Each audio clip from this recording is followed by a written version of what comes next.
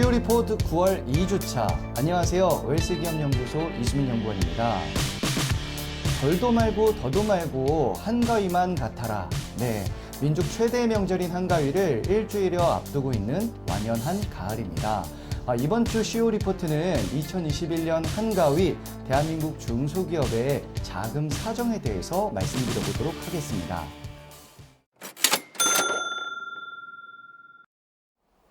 중소기업 중앙회에서는 2021년 추석 중소기업 자금 상황에 대해서 설문조사를 실시했습니다.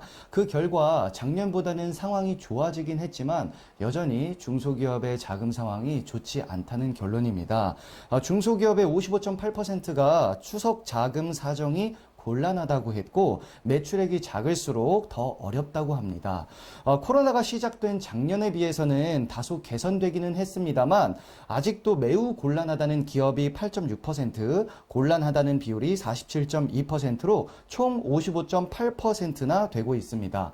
물론 작년에 비해서는 매우 곤란하다는 비율이 감소하고 원활한 비율이 증가하기는 했지만 예전처럼 풍요로운 추석을 기대하기는 조금 힘들 것 같습니다. 매우 원활하다는 기업은 1.3%로 전년비 0.9% 증가했는데요. 이 기업들의 특징을 보면 서비스업, 매출 100억 이상, 30인 이상, 수도권 내 기업이라는 공통 분모를 가지고 있습니다. 반면에 곤란하다는 기업들의 원인을 보면 96.4%의 가장 높은 비율로 코로나19로 인한 매출 부진을 꼽았습니다. 그 결과 2021년 추석 상여금을 지급하겠다는 기업은 34%, 지급하지 않겠다는 기업이 45%이며 이미 결정하지 않은 기업도 21% 정도로 지급하지 않겠다는 비율이 상당히 높았음을 알 수가 있었습니다. 지금 저희 컨텐츠를 시청하고 계시는 대표님들께서는 아직 성과급의 수준을 결정하지 못하셨다면 다른 기업들의 성과급 수준을 말씀드려 보도록 하겠습니다. 일단 전년 대비 자금 상황은 다소 좋아지기는 했습니다만 전년 수준 또는 축소 지급하겠다는 비율이 상대적으로 높았습니다. 지급 방식으로는 63.2%의 기업이 기본급의 정률로 지급하겠다고 답했고 이 비율은 전년비 13.3%나 증가했습니다. 그리고 따로 금액을 책정해서 성과급을 지급하겠다는 기업들도 있었는데요. 평균 지급 금액은 약 45만 원 정도 수준으로 전년비 13만 원 정도 감소했음을 알 수 있었습니다. 전년비 축소 지급하는 대표님들의 마음은 얼마나 쓰리시겠습니까? 하루빨리 코로나19가 극복이 되어서 대한민국 중소기업의 근로자분들께서 넉넉한 추석 자금, 성과급을 받아가시길 기대해 보겠습니다. 자, 이제 한가위를 맞이해서 중소기업 대표님들의 가장 큰 고민 중에 하나인 주주 구성에 대해서 말씀드려 보도록 하겠습니다. 초과 배당의 절세가 어려워진 지금 주주들에게 배당을 하는 기업들이 굉장히 많이 줄었을 것으로 예상을 하는데요. 어떻게 하면 좋을지 웰스기업연구소 정우일 소장님을 모시고 알아보도록 하겠습니다. 안녕하세요. 웰스기업연구소 정우일 소장입니다. 자, 말씀드린 대로 이제 우리 대표님들의 기업의 주식 지분에 대해서 한번 이야기해 볼까 합니다. 아무래도 작년까지는 초과 배당이 가능했기 때문에 뭐 지금도 가능합니다만 초과 배당을 지금 하게 되면 증여세를 내야 되는 상황이죠. 그래서 이 초과 배당이 가능했기 때문에 한가위를 앞두고 우리가 중간 배당을 한 해 만에 뭐 이런 일들이 많이 있었습니다. 그래서 어쩌면은 중간 배당을 하면서 작년까지는 자녀분들에게 자금 출처를 만들어주는 일들이 상당히 많이 있었죠. 근데 이제 올해부터는 이 초과 배당 자체가 증여해주는 것과 별반 경제적 실질이 다르지 않기 때문에 이제는 좀 고민하실 때가 됐다는 겁니다. 근데 한 가지 알아두셨으면 좋은 게 하나 있습니다. 최근에 이제 부동산, 뭐 최근도 아니죠. 뭐 수년째 부동산이 이제 억제 정책을 하다 보니까 이게 이제 문제가 뭐가 생겼냐면 자금 출처를 죄기 시작했다는 거죠.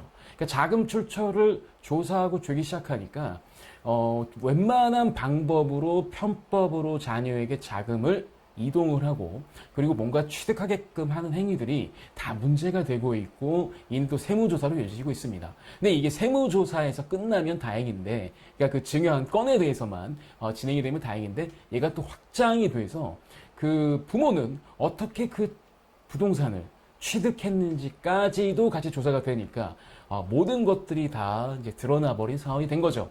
지금 이런 상황에서는 사실 뭐 편법을 쓰거나 특히 차용증을 써서 자녀에게 뭐 집을 마련할 수 있도록 해주거나 이런 건 별로 의미가 없다는 생각이 듭니다. 지금 중요한 건 어떻게든 자금 출처를 만들어주는 건데 이 자금 출처를 만들어주는 방법은 여러 가지가 있습니다만 어쨌든 세금을 내게끔 하는 게 제일 좋은 거죠.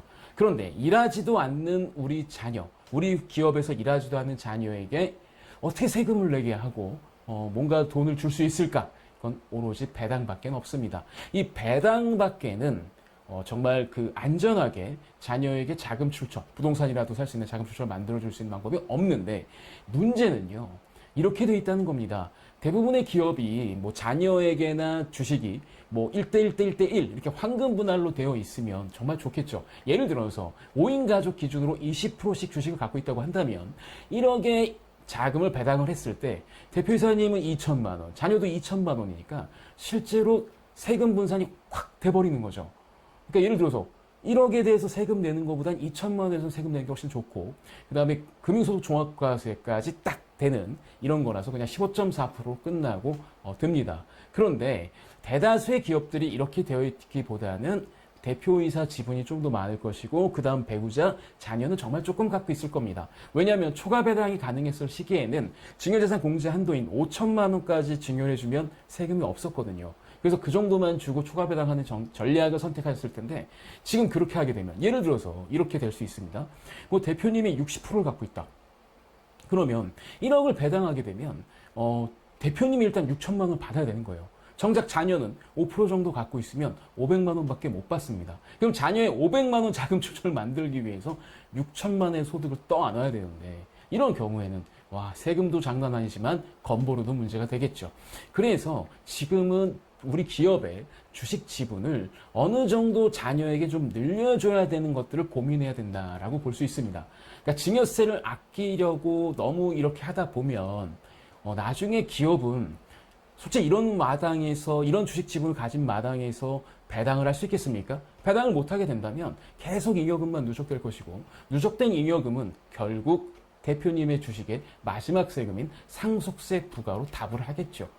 그래서 평상시에 차라리 요번에 어느 정도 증여세를 좀 부담을 하고 자녀에게 어느 정도 지분을 이전하게 된다면 지속적인 배당 정책을 통해서 법인 내에 적정 잉여금 관리도 할 수 있고 아울러서 대표님의 나중 세금이 상속세도 줄일 수 있으며 자녀의 자금 출처까지 만들어서 자녀가 올곧게 사회에서 성공할 수 있는 기반을 만들어주는데 훨씬 더 좋은 역할을 하지 않을까 싶습니다. 자, 대표님. 이제 한가위가 다가오고 있고 이 한가위는 가족끼리 함께하는 명절입니다. 이 가족의 의미를 다시 한번 되새기시면서 이제 증여세를 어느 정도 물고라도 어느 정도 주식을 넘기는 거에 대한 고민을 하실 때가 된 것 같습니다. 저희 웰스기업연구소에서는 최적의 비용으로 최대 효과를 거둘 수 있는 여러 가지 방법들을 대표님들에게 알려드리고자 하니 언제든지 상담 요청하시면 기꺼이 응해드리도록 하겠습니다. 이번 주는 여기까지입니다. 이번 주 저희가 준비한 소식은 여기까지입니다. 저희 웰스기업연구소는 중소기업의 성공을 위해서 항상 최선을 다하겠습니다. 좋아요, 구독, 알림 버튼은 저희가 컨텐츠를 만드는데 많은 도움이 됩니다.